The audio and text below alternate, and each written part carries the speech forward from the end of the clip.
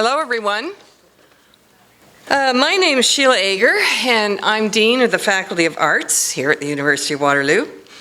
And I am extending to you a very warm welcome to our first event in the Indigenous Speakers Series this year. And I'd like to begin with our territorial acknowledgement.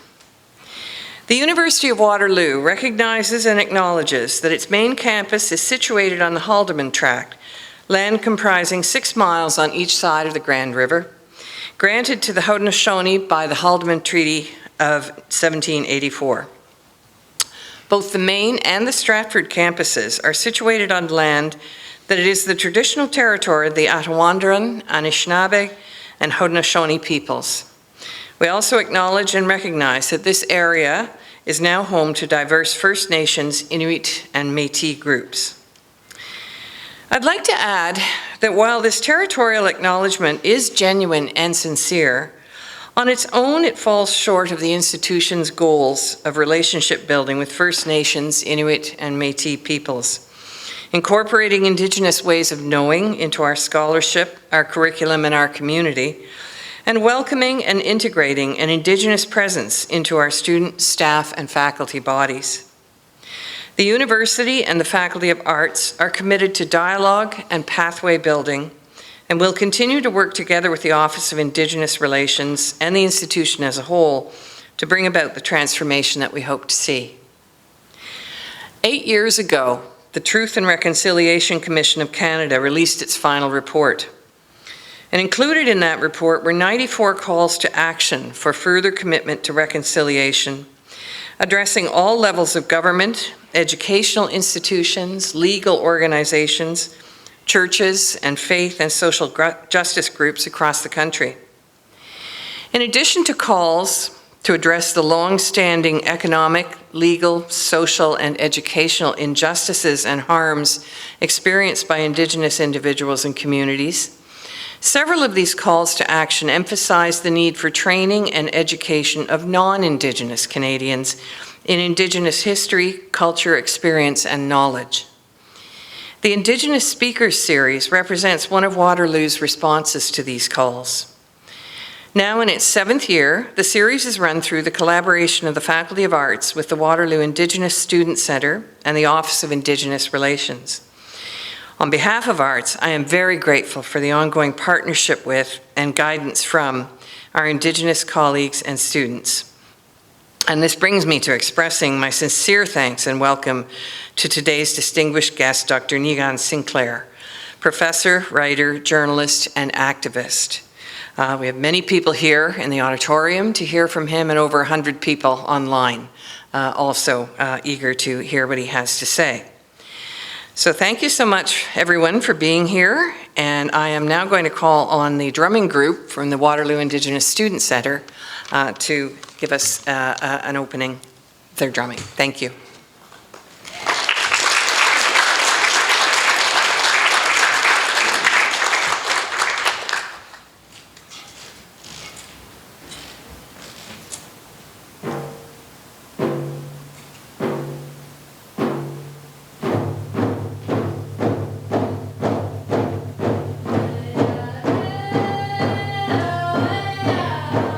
Way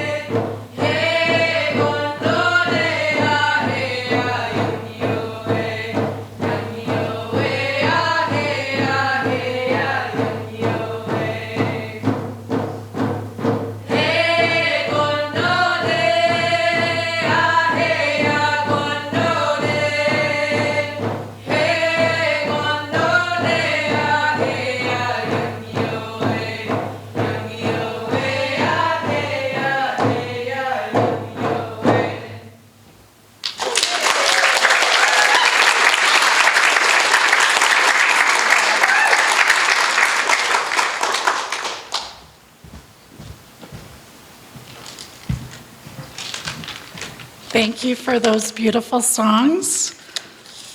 Hello, my name is Susan Roy, and I have the great honor of introducing Niigaan Sinclair to you today. We are so thrilled that Niigaan is joining us at Waterloo for the Indigenous Speaker Series.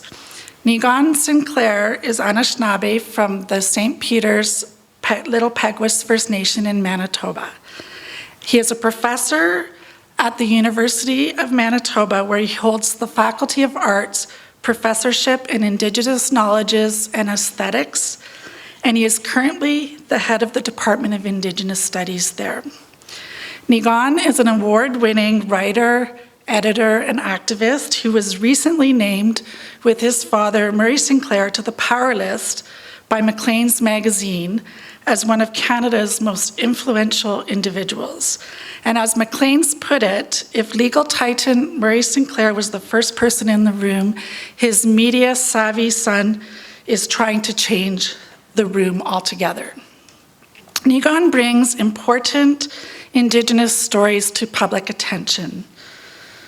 He has been honored with a National Newspaper Award for his columns in the Winnipeg Free Press, and he is often a featured contributor to CBC's Power and Politics. Niigaan's research includes Indigenous literatures, graphic novels, and Indigenous masculinities. He has co-edited and authored many award-winning collections, including Centering Anishinaabe Stories, Understanding the World Through Stories, and The Winter We Danced, Voices of the Past, the Future, and the Idle No More movement. Niigaan's presentation today will be followed by a Q&A moderated by Dr. Bimadoshka Pukan of United College. So on behalf of those in the audience, in person here today and online, thank you, Niigaan, for joining us today for Waterloo's Indigenous Speaker Series. Thank you.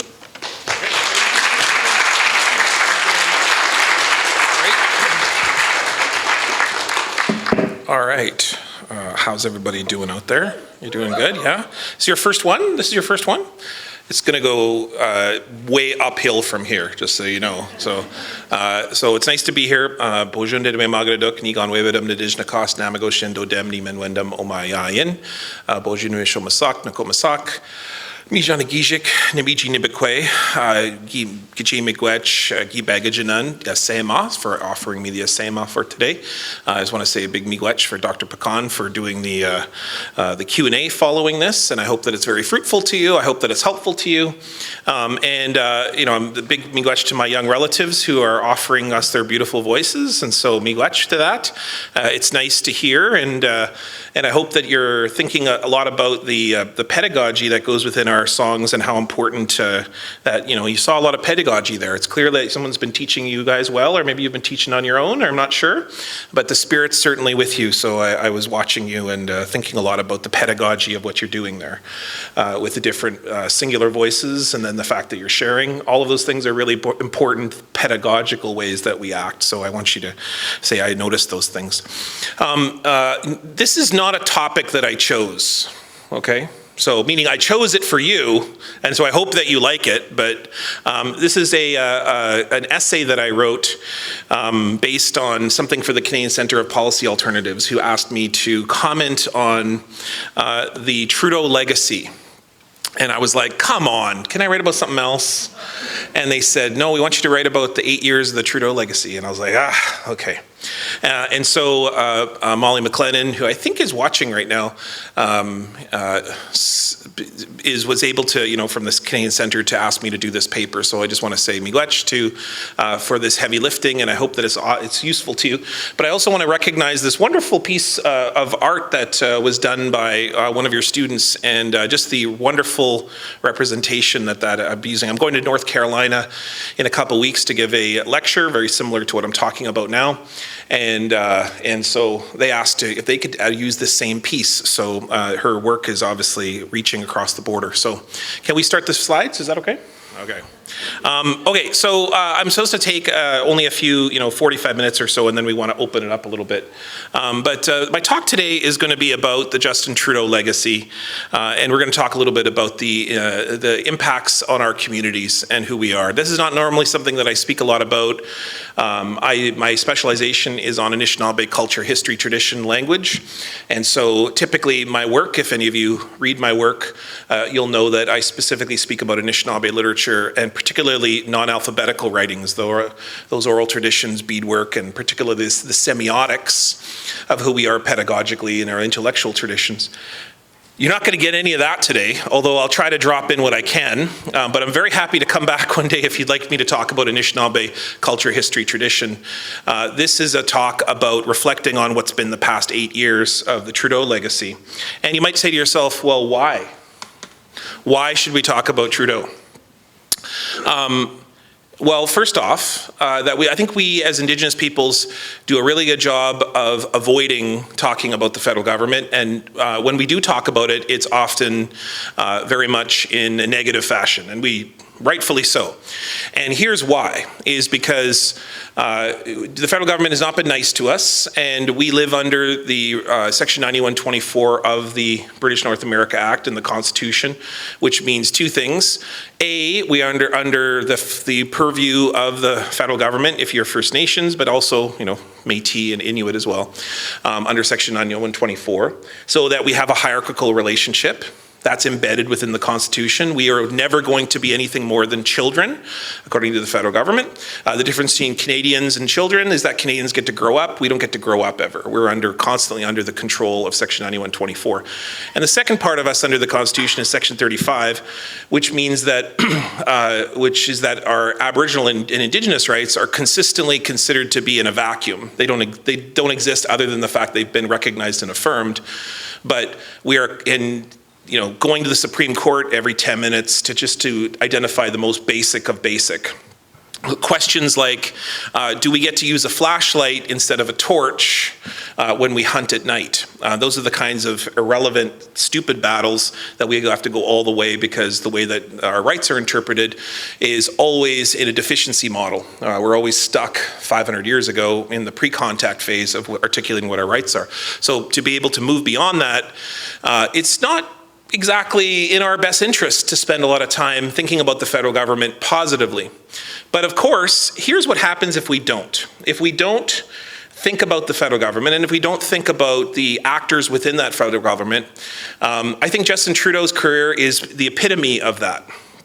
And I'm not talking just about brownface or blackface or whatever he was doing when he was doing as a teacher. I'm talking about the fact that Justin Trudeau has, in one way or another, navigated himself into the most influential prime minister in our history. I would say, arguably, you have to go back to Sir John A. Macdonald to think of somebody who has meddled and inserted himself and in many ways controlled the lives of Indigenous peoples, because no prime minister has cared. Like every prime minister up to this point, going all the way back almost a century, just hasn't cared.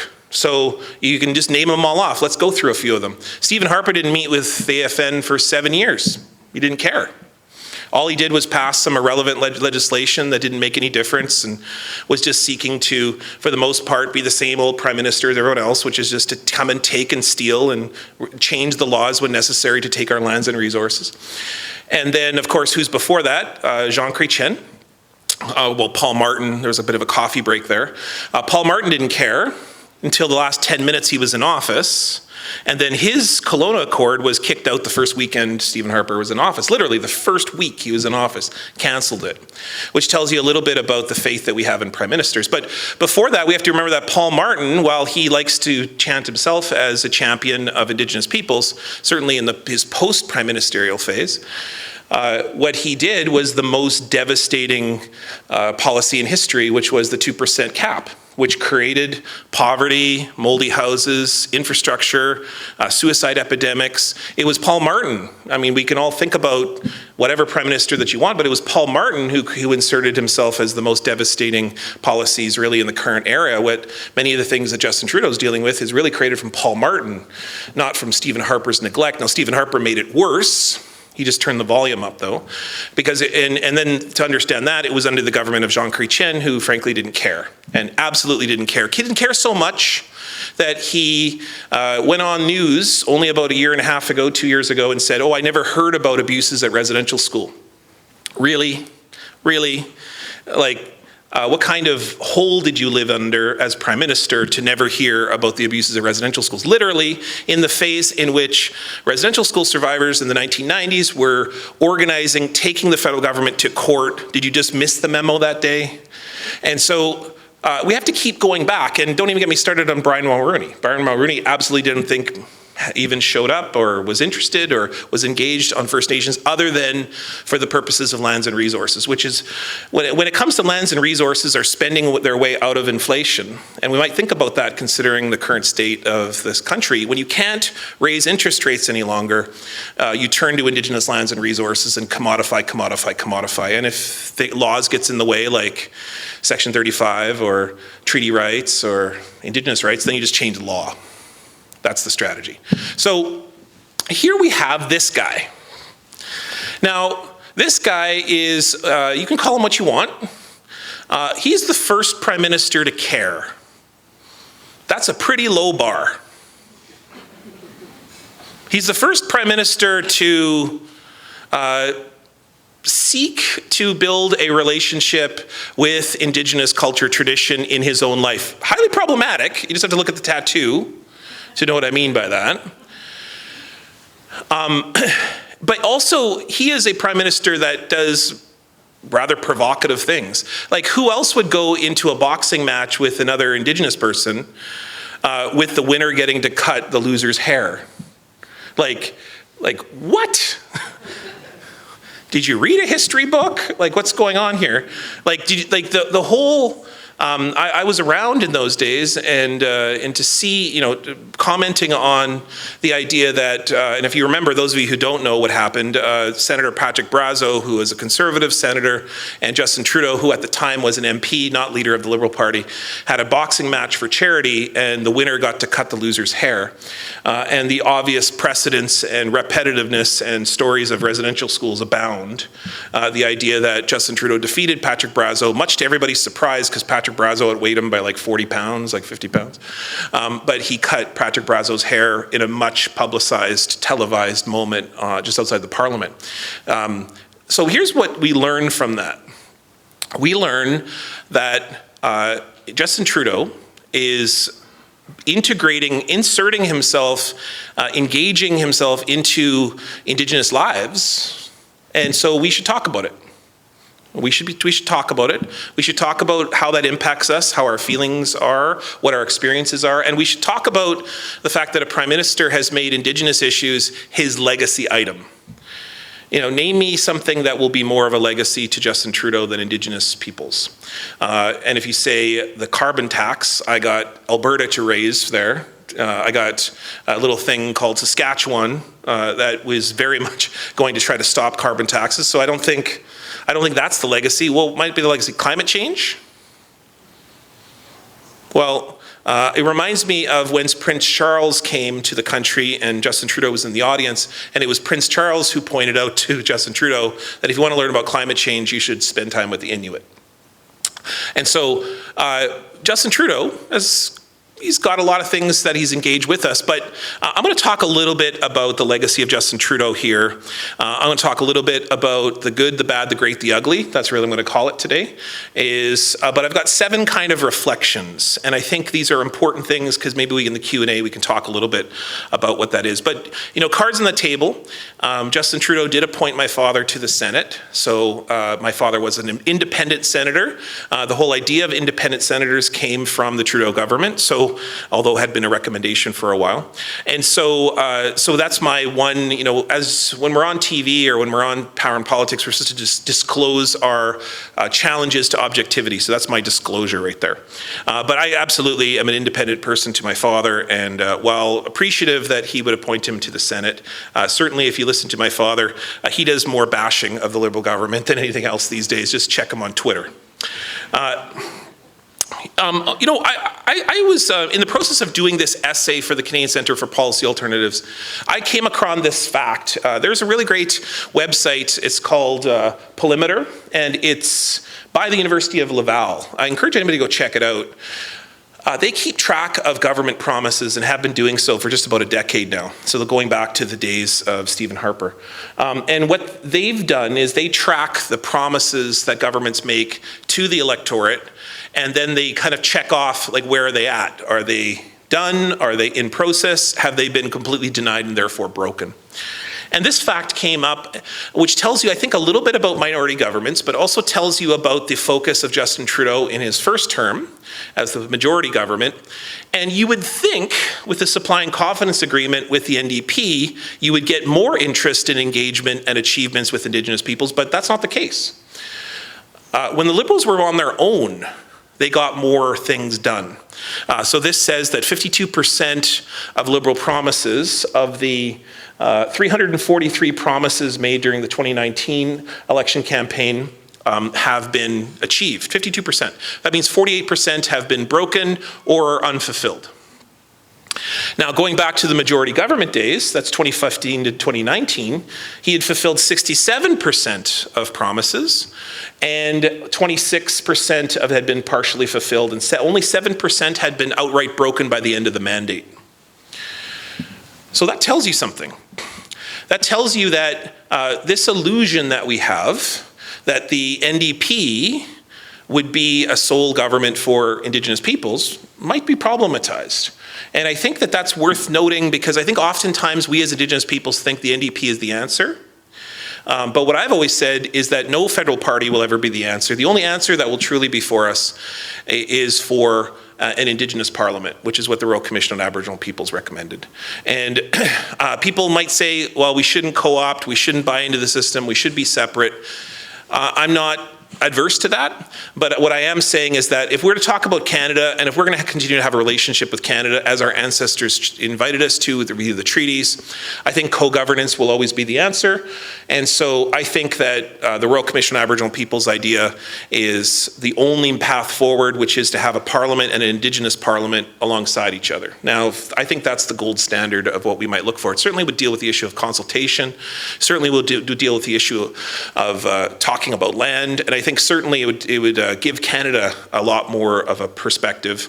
And on top of that, it might replace what we call the center of patronage, or the biggest problem, or I'll just say Mike Duffy, the Canadian Senate.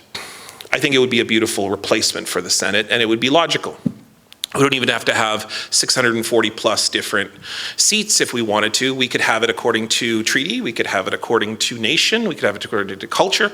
I mean, we get a say on what our Indigenous parliament looks like. And every time I propose an idea like that, then I witness what happened in Australia last week, which is, just simply to have an advisory group for the government, they vote down, and Australia purports itself as certainly more progressive than we are. So, I'm not here to tell you anything other than to say, I don't think looking for government is the answer, but if we were to look at the government for an answer, for example, we're going to talk a little bit about what Justin Trudeau has presented to us. Now, 2 rules of this talk. First is, I'm not talking about promises that he's never made. So if we want to bring up the idea of, for instance, returning land, I'm all about that, but Justin Trudeau's never promised that.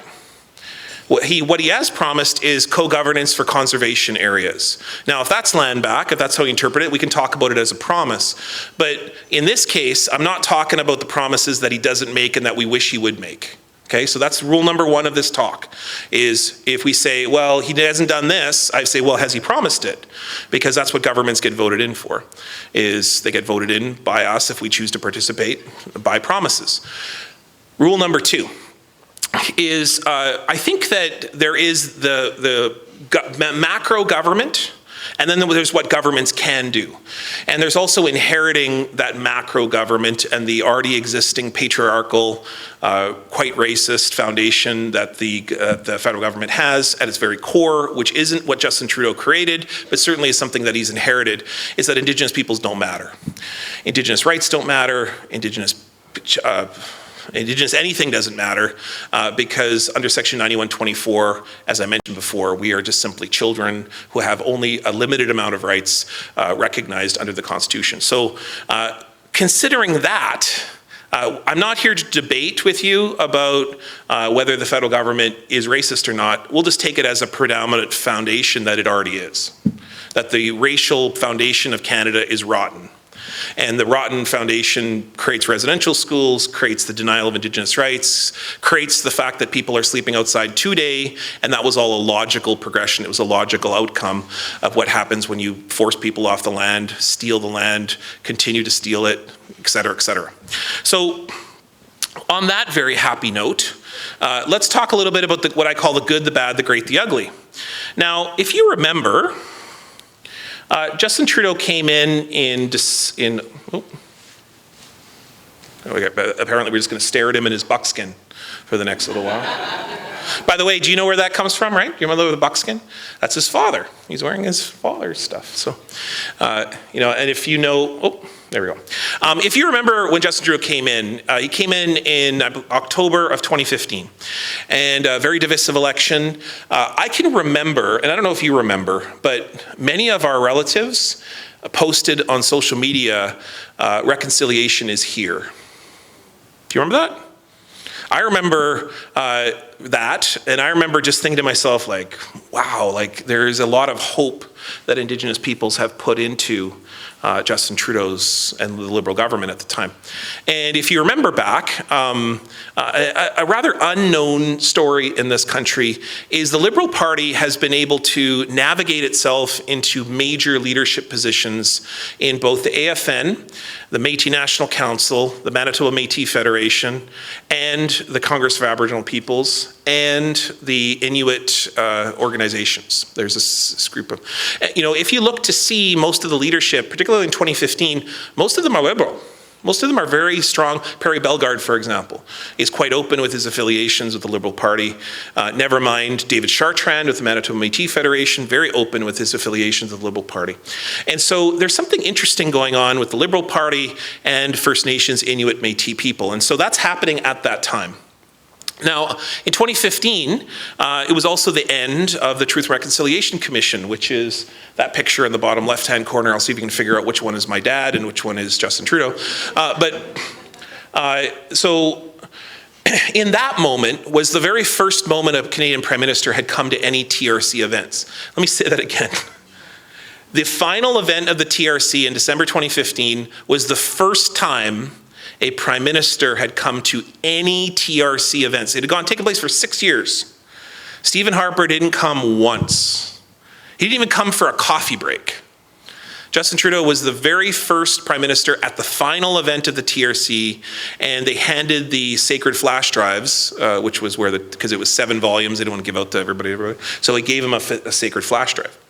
You're going to see that in just a minute. But do you remember what he said? What he said at that event, do you remember? I was sitting in the audience. It was in the Westin in Ottawa. What he said? Literally the first words. He says, I commit absolutely and fully to the 94 calls of the Truth and Reconciliation Commission. Like, literally, he hasn't even opened up the flash drive yet. He hasn't plugged it in the computer. I happen to have inside information, my dad, he got a copy of it the night before. I'm pretty sure he didn't read it the night before. Like, how can you read 7 volumes, right?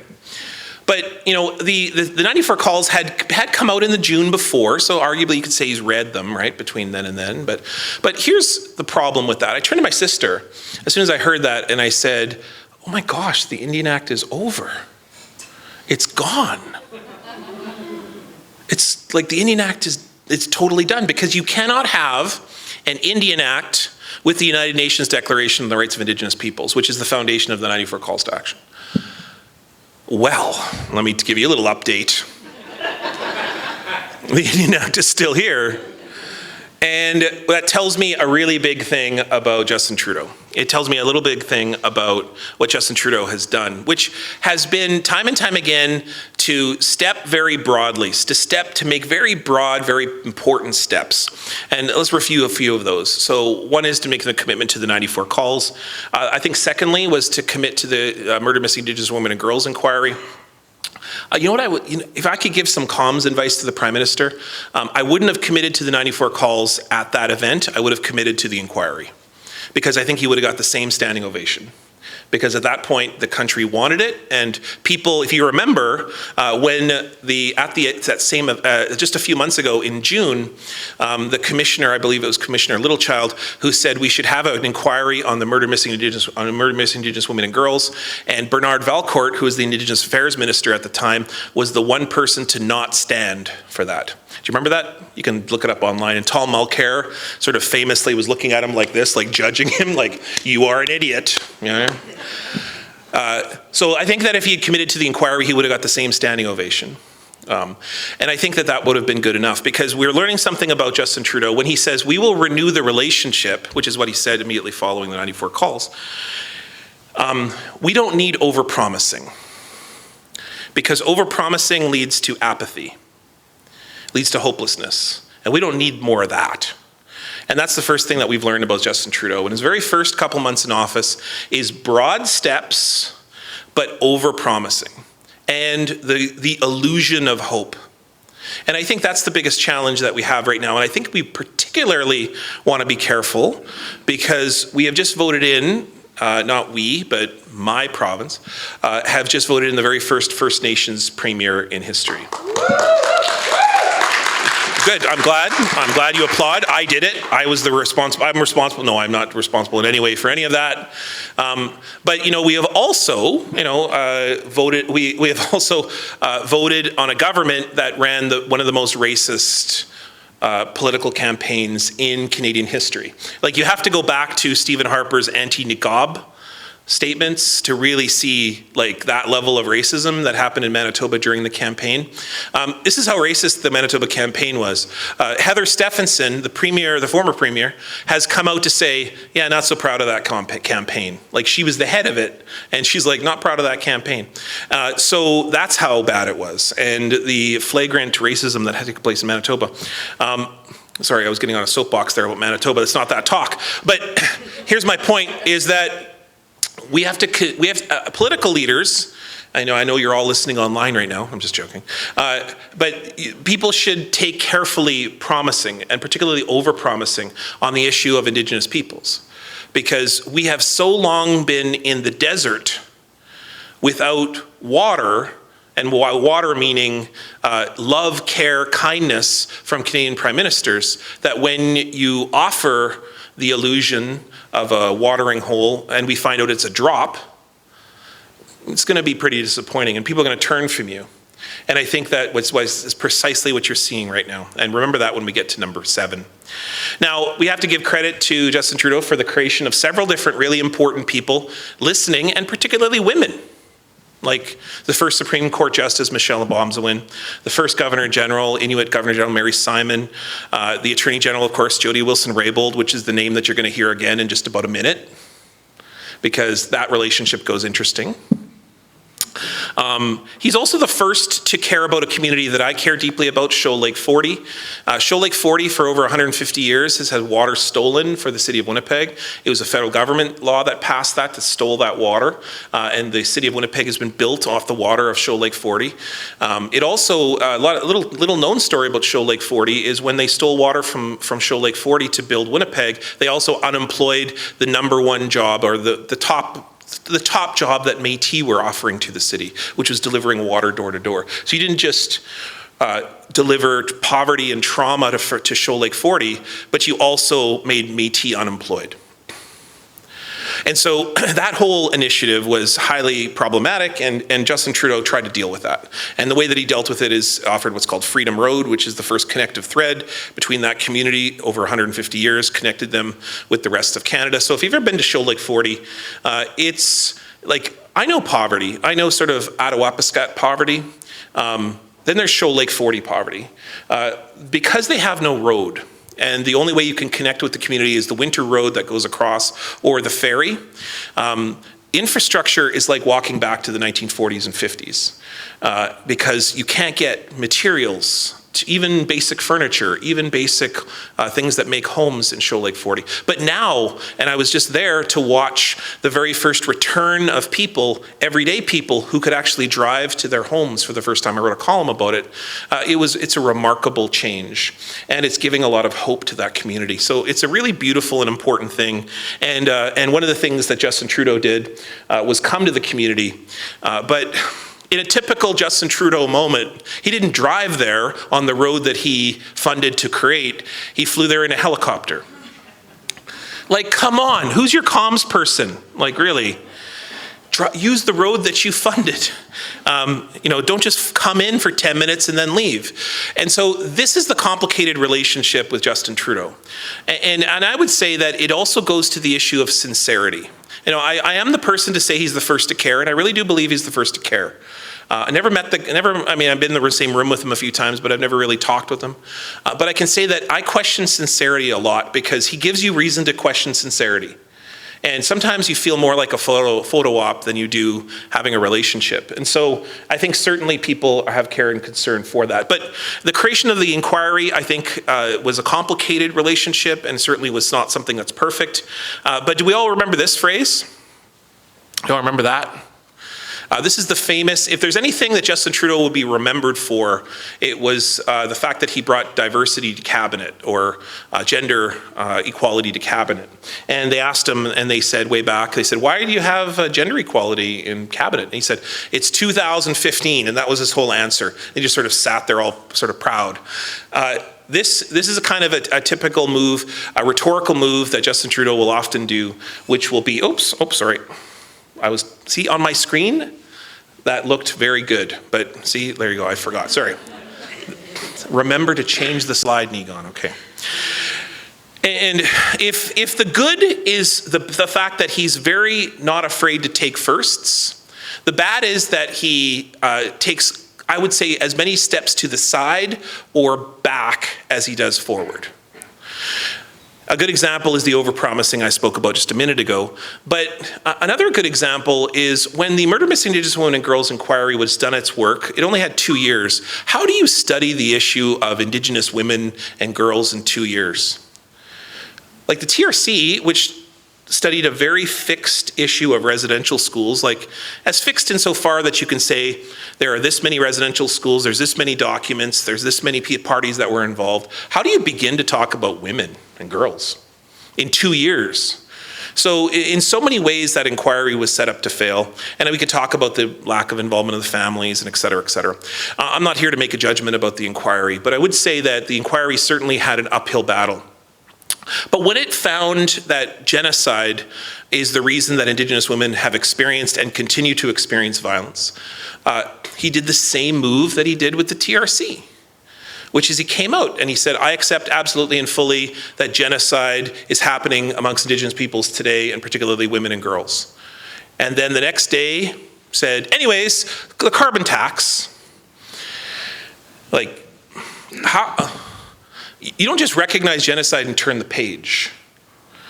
And that's the hubris. That's the hubris of Trudeau. And if there's anything that will define his legacy for us, for our people, it will be the hubris. It will be the kind of steps and the pronouncements that are so highly problematic, it leaves the rest of us going, what? Like, how can we just proceed? If somebody said to you, in that house over there, or in the house that we are in, even worse, the house that we are in, there is a violence perpetrated here. Someone is being hurt right now, and then turned to you and said, well, what do you want for dinner? It would be absurd. It would be absolutely silly.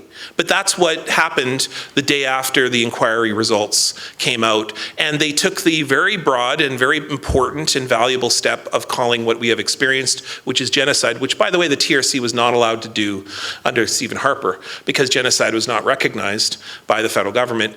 They would be told that that their findings would be illegitimate and they would not receive funding. Any funding for the final stages of the TRC from the federal government if they dared call it genocide. That's where you get cultural genocide from. That's why the TRC did that. Now, the other issue, of course, is getting back to the idea of partisanship. I think that partisanship, this is bigger than Justin Trudeau, but partisanship is about politics and it's about perspectives and it's ultimately about staying in power. And one of the motivations that all politicians have, and this is not certainly a Justin Trudeau thing, but it is a feature of all politics, is that the job of governments are to maintain power. And that means any force that goes oppositional to that power will therefore be problematized, labeled as a problem, and then eradicated. And I just described to you arguably the two most important people in the cabinet, which is Jane Philpott and Jody Wilson-Raybould. Jody Wilson-Raybould, of course, the first Indigenous Attorney General in Canadian history, but also the daughter of Bill Wilson, who is just a remarkable First Nations leader, also herself a former regional chief of the AFN, and of course, what she was willing to do was to do some pretty radical, important things, to be the face of the Trudeau government to Indigenous peoples, to go to the AFN and propose what will later become Bill C-15. To go to Métis organizations and to talk a little bit about what does Métis rights look like, even if the Métis weren't a big fan of having anyone other than Trudeau at that meeting. So the problem ultimately is that when we put Indigenous issues into partisanship, it reminds me a lot of what we get framed in media. So I'll often be on shows and I'll be the Indigenous perspective on CBC, and they'll say, well, we need another perspective. And so what are the things that I usually argue? I'll argue things like Indigenous peoples are human beings and Indigenous peoples have rights and Indigenous peoples should be considered when we come up with laws and policies in the country. So what's the opposite side of that? Indigenous peoples aren't human beings, should never be considered, and basically, why would we ever want anything to do with Indigenous peoples, those savages, Saracens, enemies of Christ? So who's on the other side usually when they have a debate or they bring me on a show and they say we need the other side? Well, just racism. And that's the problem with partisanship. The problem is when we talk about Indigenous peoples in a political realm, which is what happens with the federal government because we have no presence otherwise, there is no Indigenous governments in Ottawa, is that we get inevitably framed in a humanity, racism, or humanity or lack of humanity argument. Should we fund boil water or just let them die or let them suffer with no water? So that's how the argument gets framed, is really it's an issue of humanity. Indigenous peoples are always in the frame of, are they human or are they not? And if the government said they are human absolutely, we would never have half of the issues, 3/4 of the issues that we have to talk about. We would absolutely recognize that people need a land for a livelihood. We would say people need water to live, and they need jobs. They need safe homes. They need to have their kids having hope.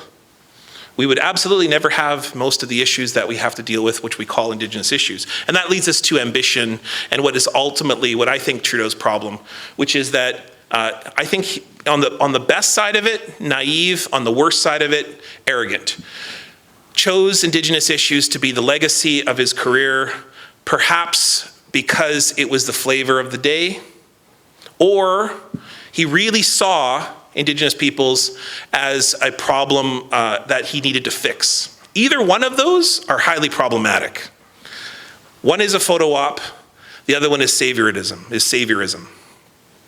And I think that we get into a real challenge here, which I think is aptly described in his name given by the Tusana people, which is Gomesti.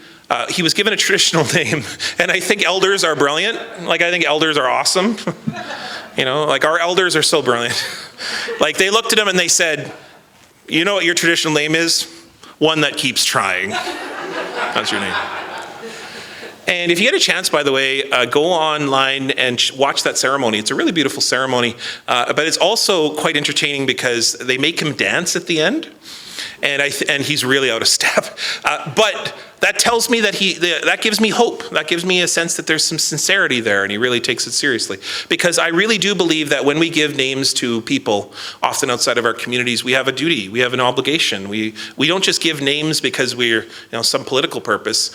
Maybe not all of our leadership thinks that, but I think that when we give our names to peoples from not our communities, they're now our family. They are now our relatives. And so whether you like it or not, Justin Trudeau is one of our people. And he has been named, he has been adopted, and therefore we have to think of him also oftentimes kind of like a cousin. And that means that all these things that he's done, or that he's led with his Liberal government, there's some really fantastic things that he's done. He's ended almost 3/4 of the water advisories in the country. I saw the work at Shoal Lake 40. I saw the water treatment plant that was created there so that people don't have to drink water out of bottles, but they can actually have water come to their homes. Not all homes are piped, but when they are piped, then they get to drink the water, they get to have baths.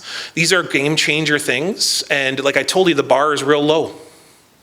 We're still debating Indigenous humanity at the federal government. So when we see that step, we should be proud. We should say, that's good. Way to keep trying. Bill C-91, I think, is, I've been on record to say that I think it is very highly problematic because it will not save any Indigenous languages.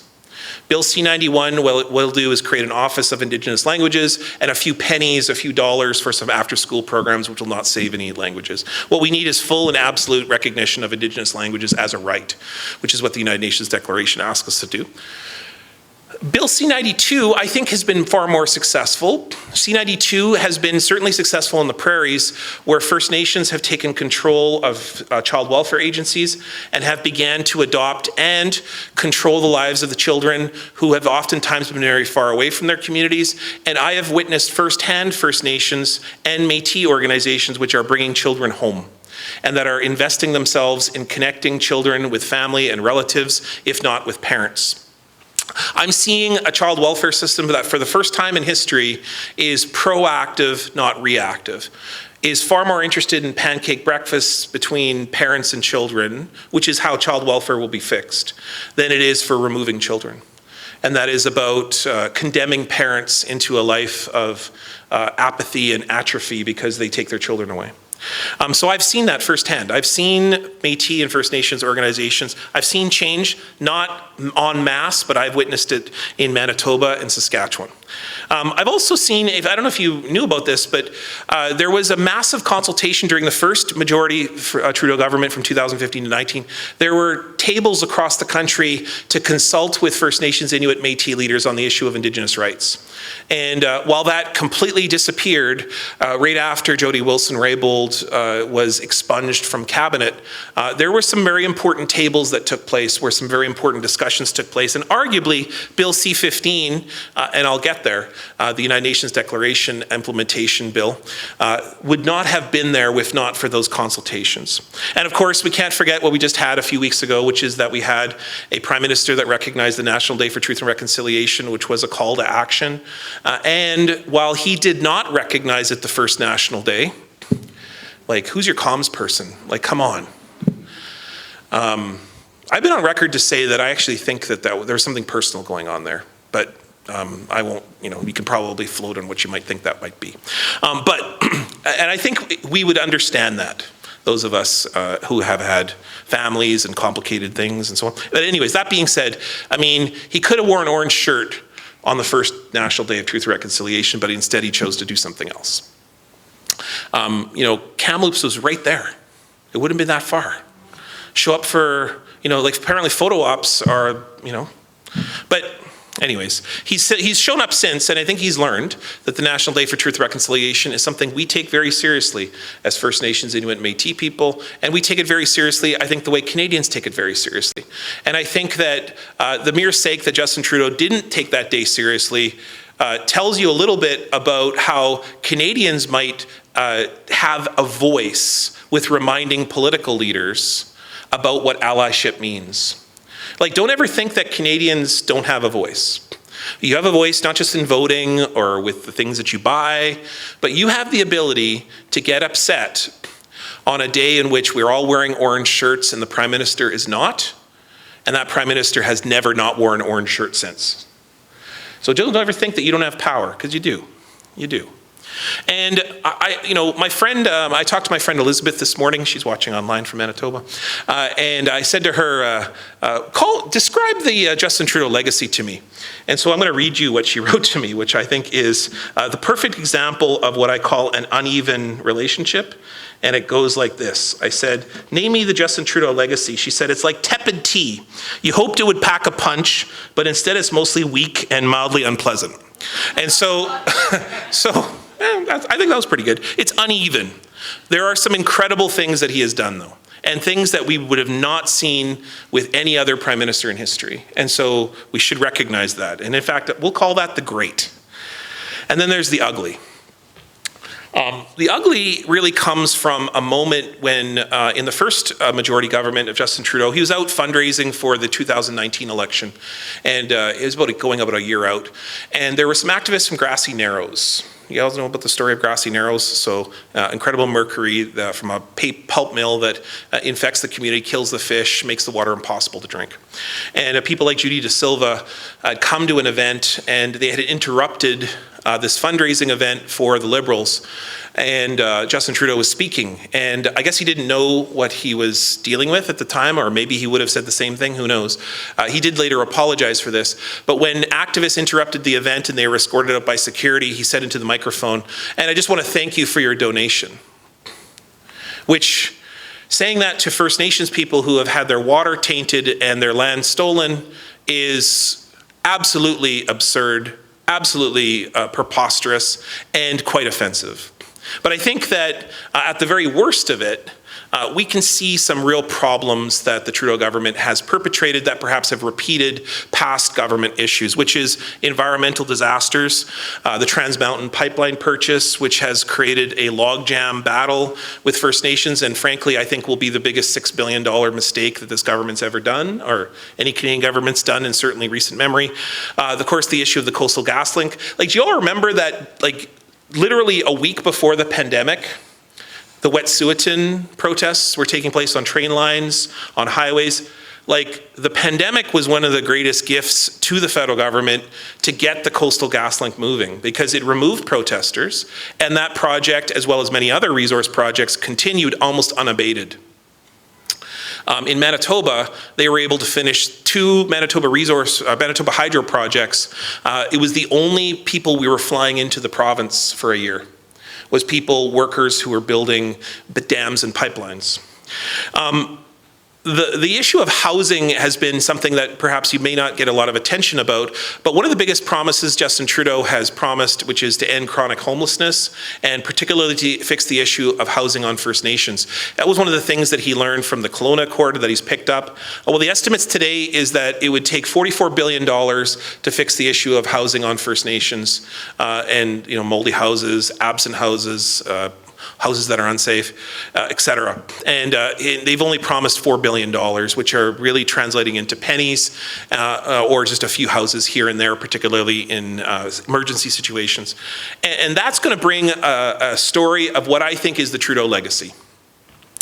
One of the failures to implement, and if you read the Yellowhead Institute, oh, darn it, why didn't you tell me that I wasn't doing the slide? Okay, sorry, there it is right there. Oh, my slide's even more messed up. It's good here, but it's messed up there. The Yellowhead Institution, the Yellowhead Institute, sorry. The Yellowhead Institute, which is out of Toronto Metropolitan, formerly Ryerson, does some really great work on tracking the TRC calls to action. They've pointed out many times the failure of the Trudeau government to implement and to bring forth policies to be able to implement the TRC calls. You can check all of that out. What I think is the Trudeau legacy, if you were to ask me what is the Trudeau legacy, it is to deal with emergencies. That's what I think he'll be remembered for.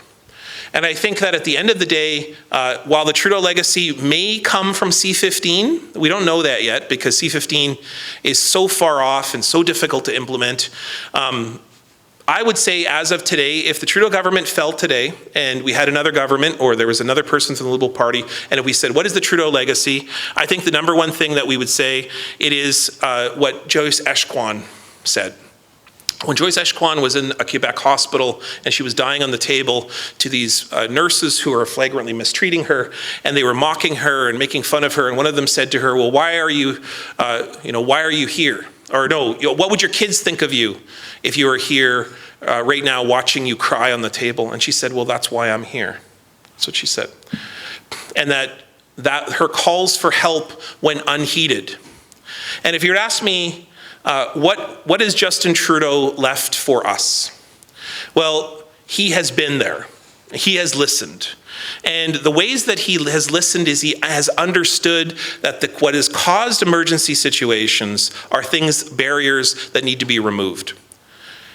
That's not a proactive solution, that's a reactive solution.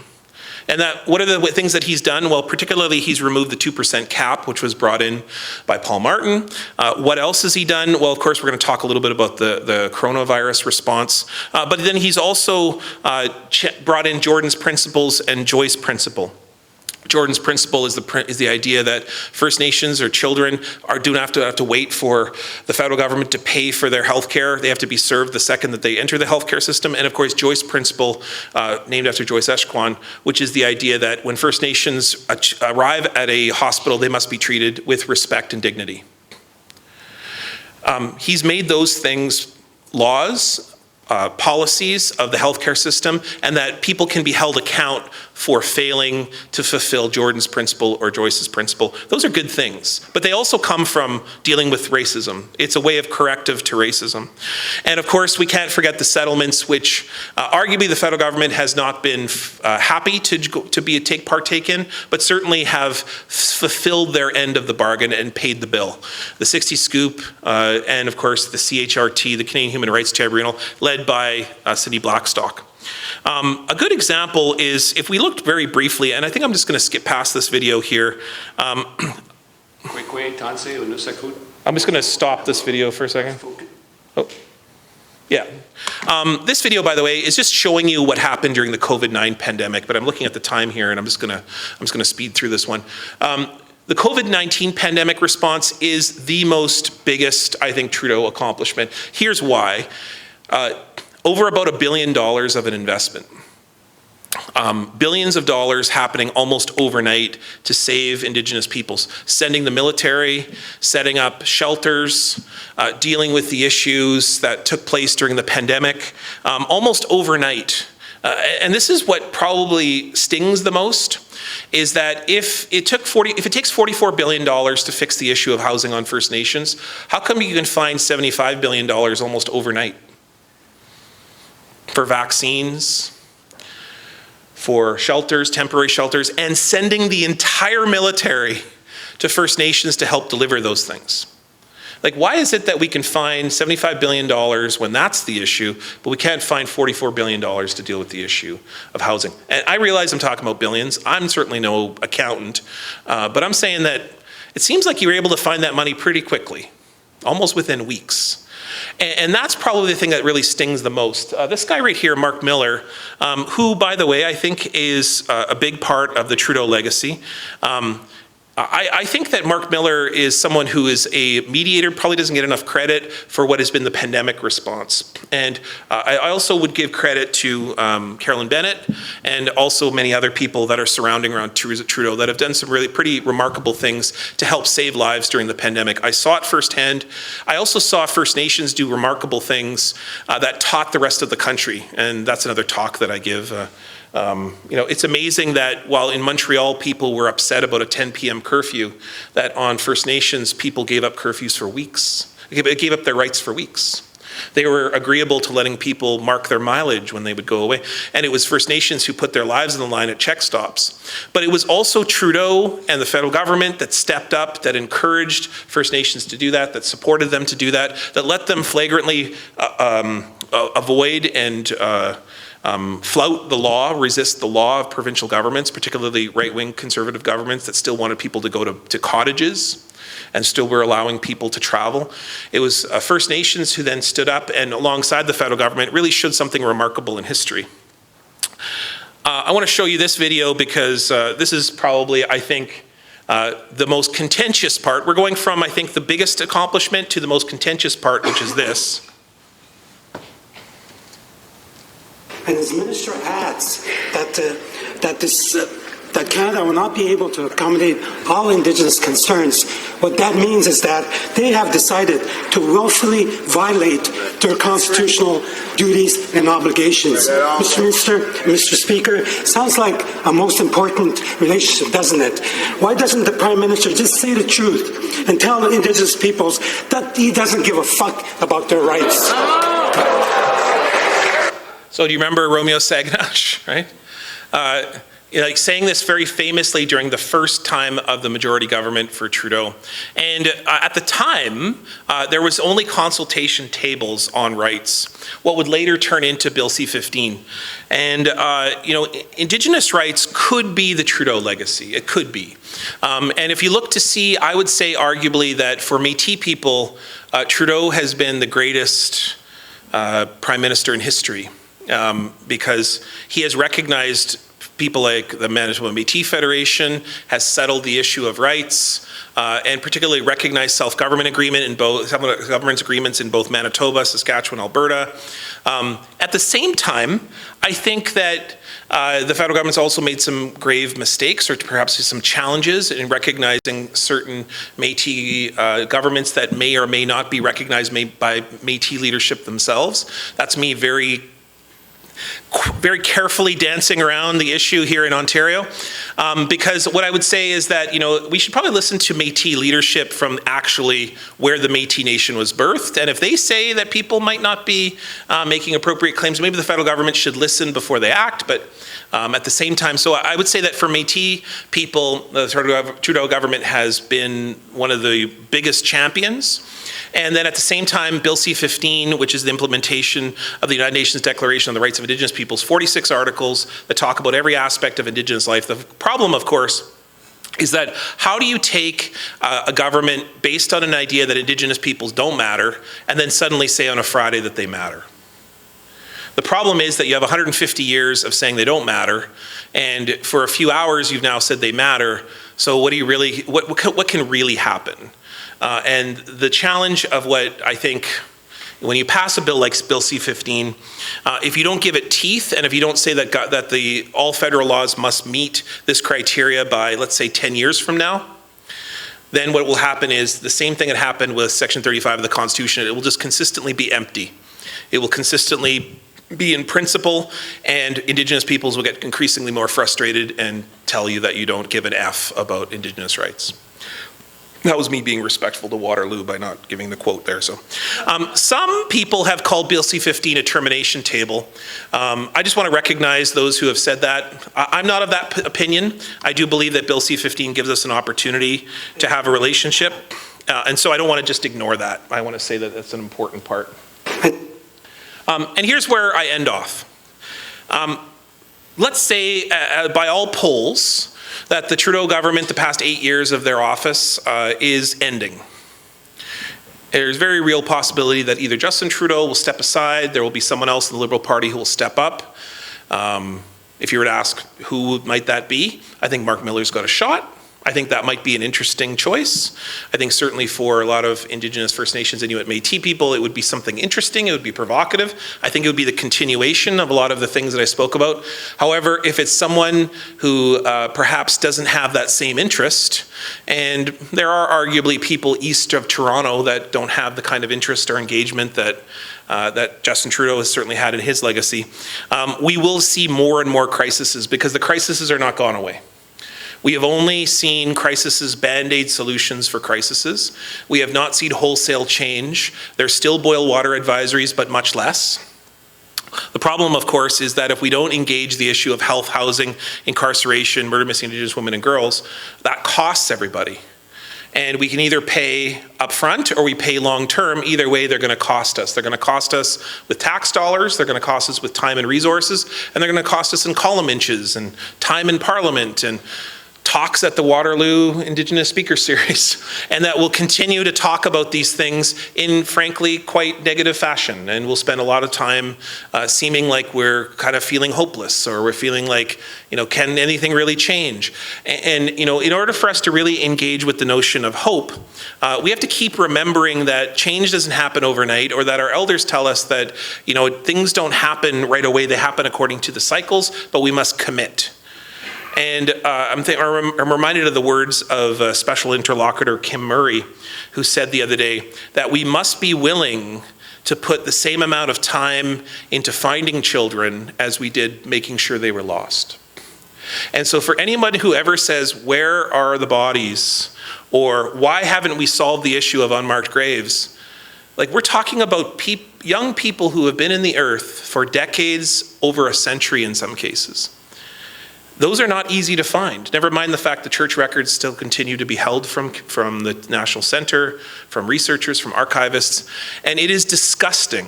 It is disgusting to deny the issue of unmarked graves simply because it isn't fixed in a weekend and that we don't know where the children are, but we didn't find out, on a Tuesday at 2. It is disgusting that we have denialists that continue to do that. And so Kim Murray says, we need time. We must put as much energy into solving, to working, to learning from each other as we would spend time destroying that relationship. And I think that's what the legacy of what my talk is for today. And my big question would be is, what's the alternative?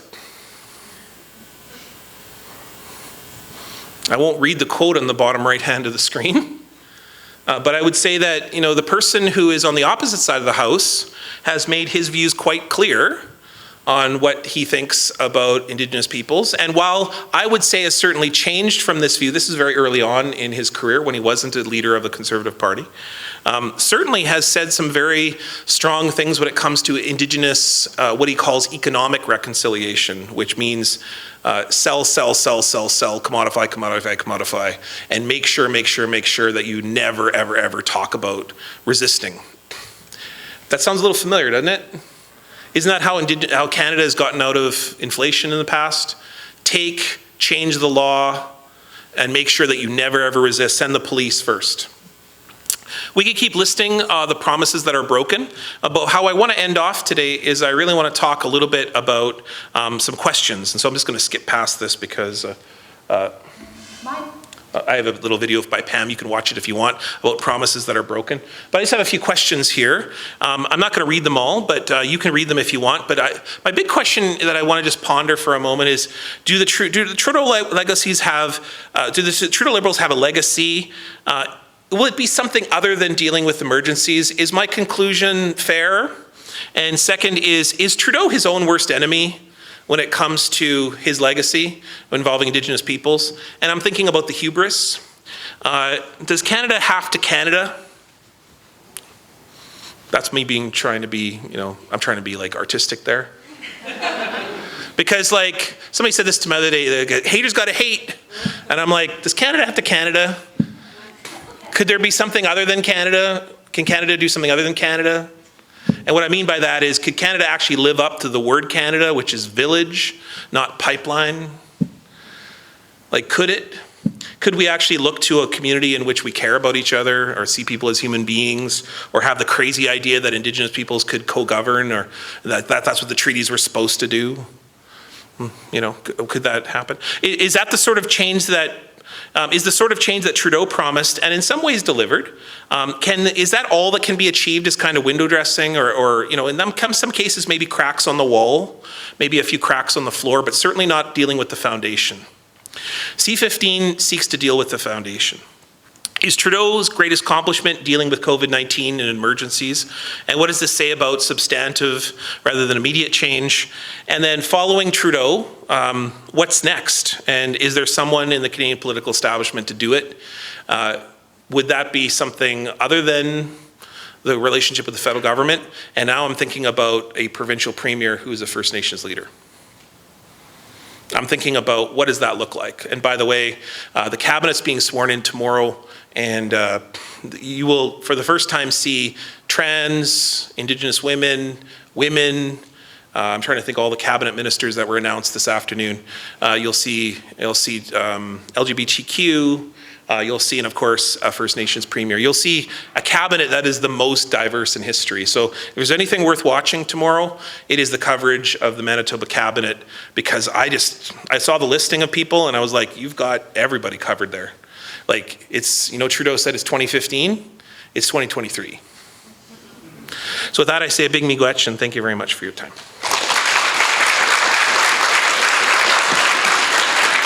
Sorry about that. See that come.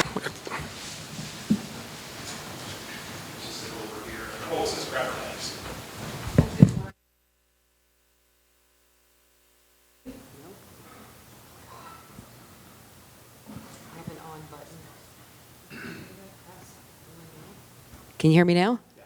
Oh, yay. Oh, there's the mic over there. Hi, everyone. Oh, goodness. I'm going to take those off because I can't see with all the lights. So, Ani Bojo. Bojo. Bonjour. Ever. You know what? That's terrible. Come on, Bonjour. Waterloo. Bojo. Bonjour. Ani. Okay, we'll work on that. We'll work on that for next time when you come back. So my name's Bimadash Kapukan, Saugeen Dunjaba. So I come from Saugeen, just a couple hours northwest of here on Lake Huron. We have the most beautiful sunsets anywhere in the world. You are all welcome to visit, but you can't stay. I'm a little bossy with my territory. Yeah. So just welcome. I'm really excited to be here. I've followed Niigaan's work for a long, long time.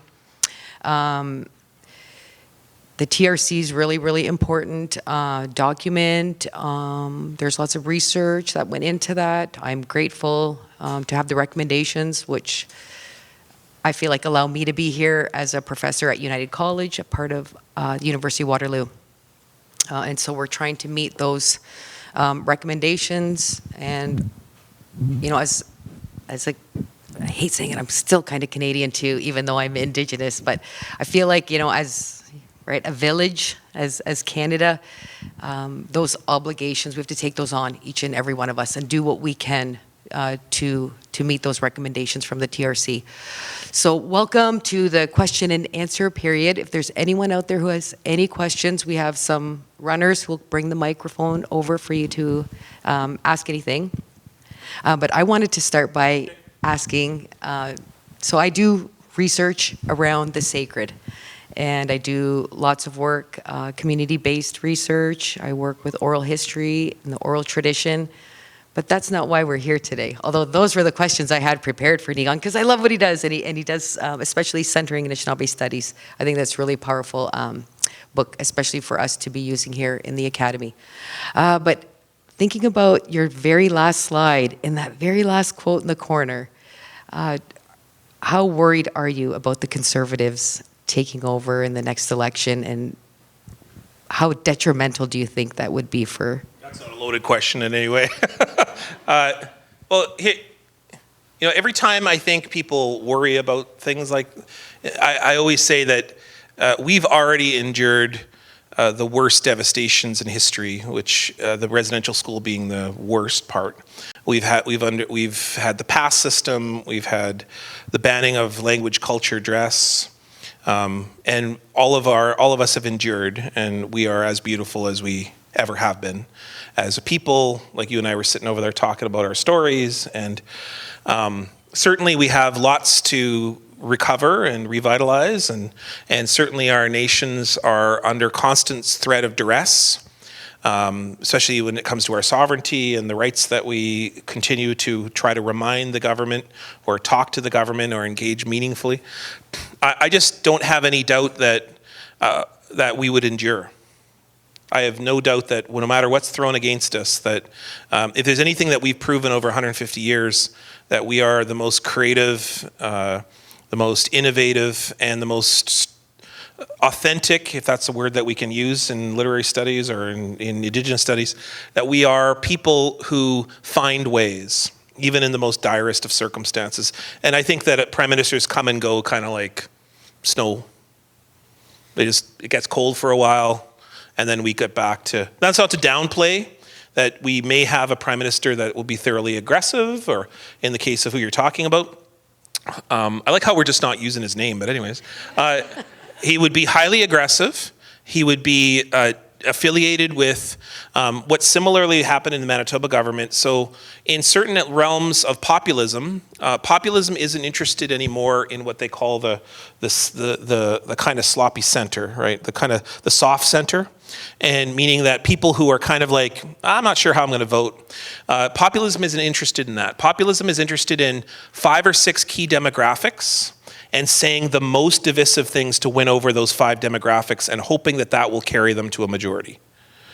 And so that populism is infested with racism and infested with hate and infested in division, because that's how you win certain segments of demographics over.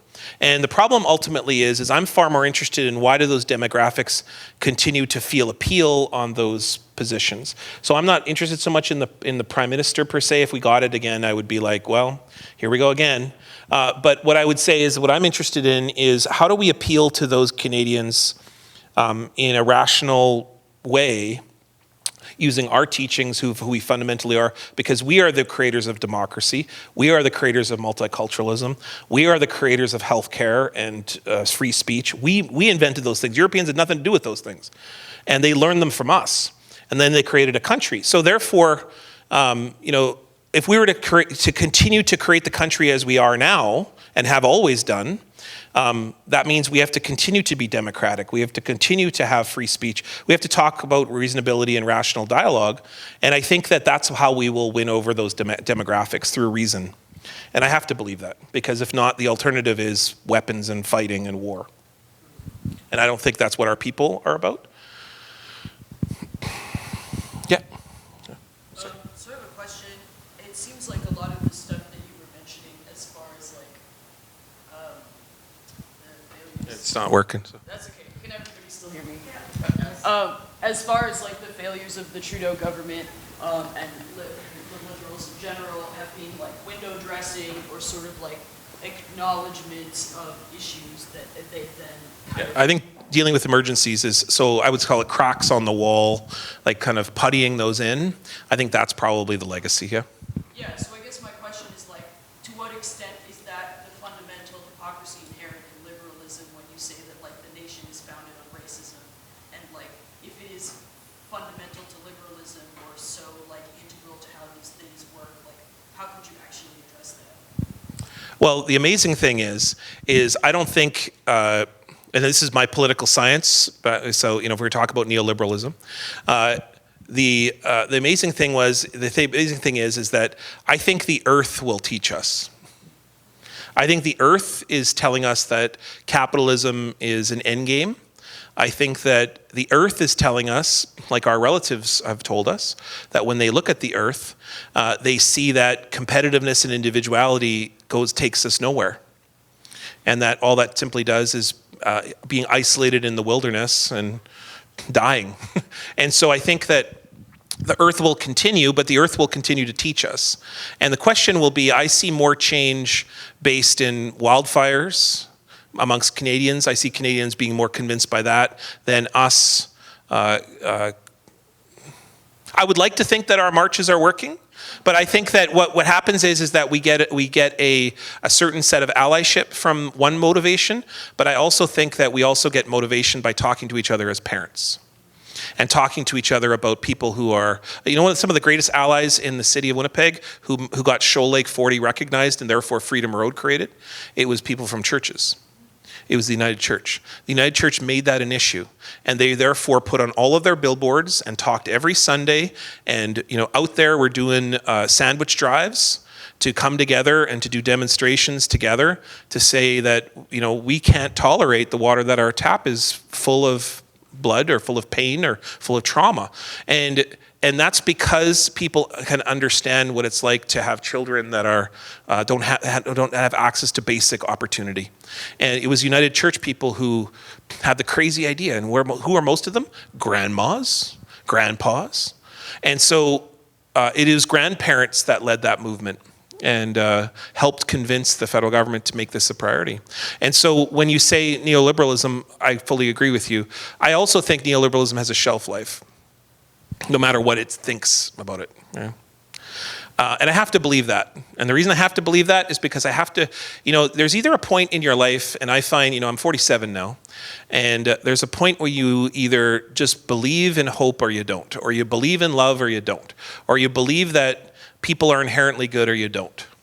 And if you're of the position that people are bad and they're born bad, then I guess there's nothing more really to talk about, right? But I have a fundamental belief that no child is a bad person. I think that we learn bad things. And so I think that we learn things that are divisive and destructive and violent. And so that's my point, is that, neoliberalism, I think, is a human construct, but I think what will take it down will be the earth, will be our relatives. Yeah. Does that help? Yeah. I think too, though, we have to be cautious about encouraging Indigenous people to turn the other cheek. Far too long, we've been far too nice. We have been far too forgiving, and it's time we demand change today, not in 7 generations. Now, immediately, we need change, and we need our allies to help us, right? We need people, we need your gifts, we need to all come together to support changing the future for Indigenous people. Hi, I see a question out there. Can't agree more. You need people outside the room as much as inside the room, 100%. You cannot have one or the other. Yeah. Gui, hi. My name is Benny. I'm a Mi'kmaq, Kapampangan, Two-Spirit person from Uktahamguk, Newfoundland, non-status, and my mom is from Luzon in the Philippines. I work here at the University of Waterloo as a research administrator, an Indigenous research administrator. And I was a student here for a long while, maybe a little longer than I wanted to be, but that's okay. And while I recognize that in the Western Academy, we are still under-resourced, underrepresented, and under-recognized, and also on that note, big shout out to every Indigenous student, staff, and faculty who are here today, because seeing you guys here makes me want to continue to, create space for us. So really big shout out to everybody here. I appreciate you all. Actually, I'm going to ask for a round of applause. I'm taking over your event. I apologize for all of our Indigenous staff, faculty, and our students. That's really important. And on that note, I wonder, although all of these things are true, I have started to notice that there are more of us joining the Western Academy in whatever form we join. What role do you think the Western Academy has in this conversation about governance and about the future of the governance of what we call Turtle Island, what some people call Canada / the US / Mexico? What role does the Western Academy have? And do you have any words of wisdom or advice for the Indigenous people who are here and want to change this part? Yeah, 100%. Miigwech for that. Yeah, Miigwech, and I agree. Every Indigenous student, every Indigenous person in the building, none of us were meant to be here. And so therefore, everything we do will be resisted.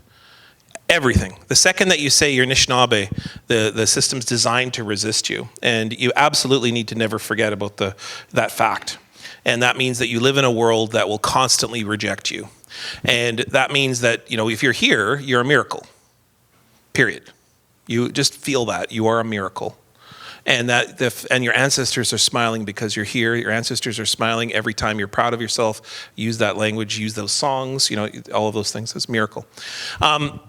You know, there's that quote that you said at the beginning. Remember that quote that you said it was in Maclean's where my dad was the first in the room and I'm trying to change the room? 100% agree. My generation, that's like, I don't know, 35 and above, maybe 40 and above. Our job is to get a critical mass in these places. Like that's what my job of my generation is. And my dad's generation was to be the first in the room. So when the first in the room, you encounter all the reasons we're never supposed to be there, and vociferously. So my dad, for example, like his first day he was appointed as a judge in Manitoba. He's the first Indigenous judge in history. He's on the job 45 minutes, and an old judge says to him, well, you're only here because you're Indigenous. Like literally, the second he gets in the front door, it's just profound racism, immersed in it, and you're almost drowning. And he spends his whole life just trying to, get so that my generation, there can be a critical mass. And there are 5, 10, 15, 20. At the University of Manitoba, we've got over 100 Indigenous faculty, a couple hundred. We've got 2,500 Indigenous students, 10% of the whole university. You know what my daughter's job is? My daughter's job is to make a whole new room. And I don't say that lightly. Like, she is ready. She has realized that this space is not the space for her. So she's like, well, there's a whole bunch of us. Let's just make our own thing. Let's do it. And that's where I think is, we think about, and we have to be kind with each other, right? Like, we have to realize that, there are some of us in certain pockets of the country that can go and make our own university, First Nations University, for example, in Regina. But that's a real set of circumstances that are very specific to that space. It's not going to happen here in Waterloo. And it may not happen yet, but it's going to happen. I have a really great slide that I show, which is showing the centers of indigeneity in the country, the largest proportional Indigenous. So the reason that you get Wabkanu is not just because a bunch of non-Native people decided to vote for a First Nations person. Let me tell you, that's a bit surprising unto itself, but you know what the fact is? 20,000 first-time Indigenous voters that all reached the age of 18 in the past year and a half. And they all participated for the first time. We don't know if they participated because I don't know the numbers, but I can tell you that statistic alone tells you that's the creation of a whole new room. I'm not telling you Wabkanu is going to make mistakes. He's going to make a lot of mistakes, but I'm telling you that he's got an opportunity to do something really profound. And what's the first thing he's going to do? He just said that he's going to recognize Louis Riel as the first premier of Manitoba. Like, we're not going to call him a traitor anymore. Nobody can call him a traitor anymore. You can call him the first premier of Manitoba. And so, like, that's what it means when we make a whole new room. Like, now the textbooks, you can't use the textbook anymore. Literally, you have to go like this and go, okay, hey, academics, our job is to make a whole new textbook. And we have to do a textbook that's actually ethical and responsible now, because we have the information, it's in front of us. And by the way, the students, they're not going to come to our classes if we keep perpetuating a bunch of nonsense. They're going to say, oh, well, I'm going to go somewhere else. I'm going to spend time in the lodge. I'm going to go. And we want them to do all of that, by the way, because the most important thing you're going to do is go to our intellectual systems, fortify those, rebuild those.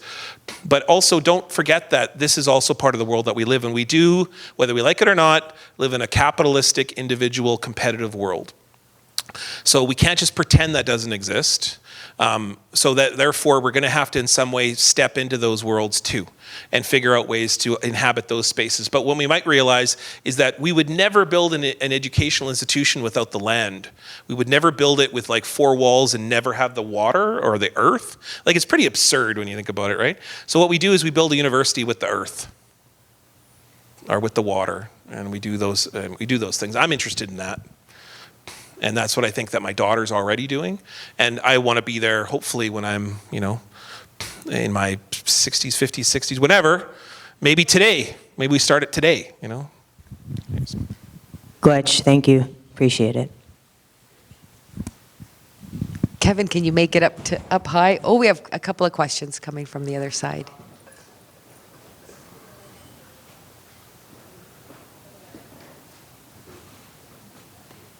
I feel bad. Hello.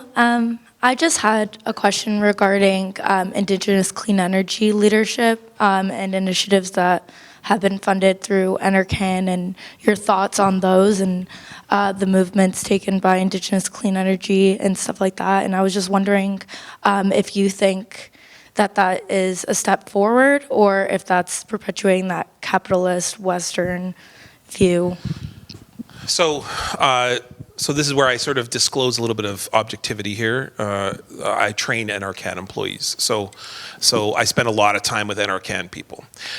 Here's what I can tell you is that I think they've now, as a mandatory part of their training, have to learn about the United Nations Declaration. So the United Nations Declaration says that we should have control over our own governments, meaning selecting our own governments, and then also selecting, therefore, our governments have the duty and responsibility or our sovereignty to be able to choose what happens with those lands.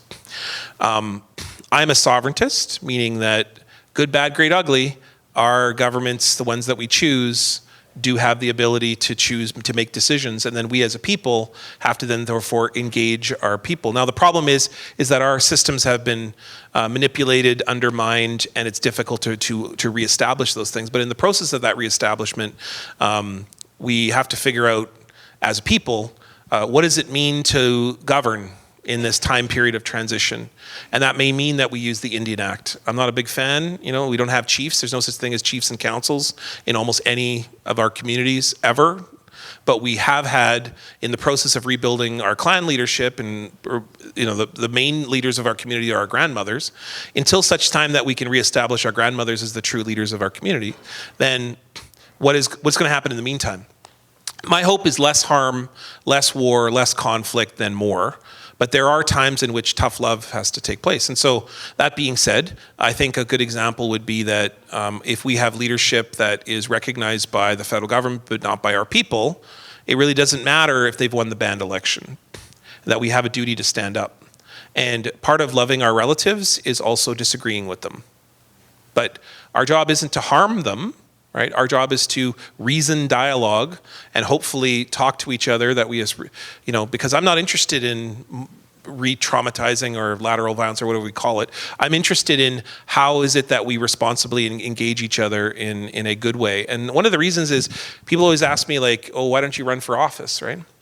And I never want to do that. And here's why, is because I think being a person who has opinions, and the university has given me this, a person who can speak and a person who can write, there's a reason that our artists are such pivotal, important part of who we are fundamentally as a people, that the songs that we sing are as crucial as anything else, as certainly any government group that talks about resolutions. I think that that is the biggest form of expressing who we are, which is why I work in aesthetics, because I work in dance, song, comic books, because I think that's where our biggest ideas are. That's where our best ideas are. And that's also where we can do the most amount of criticism that isn't harmful.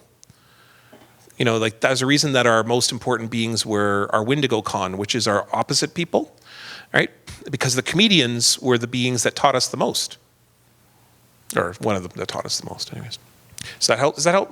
So, okay, anyways, you were talking about NRCan, so that's what your question was. Yeah, I really believe in wind power, solar power. I think responsible, ethical, energy efficient, energy sustainable, and sustainable energy is crucial and important. So is that your answer? Yeah, okay. You know what? I just noticed it is a little after 5:35, and so could we all just give Dr. Sinclair a round of applause? Thank you so much for coming. Thank you. Miigwech. Great. And then, we'll mingle around after. So thanks a lot, everyone, for coming. Miigwech, and have a safe journey home. Miigwech to everybody online. It's online. Miigwech, everybody.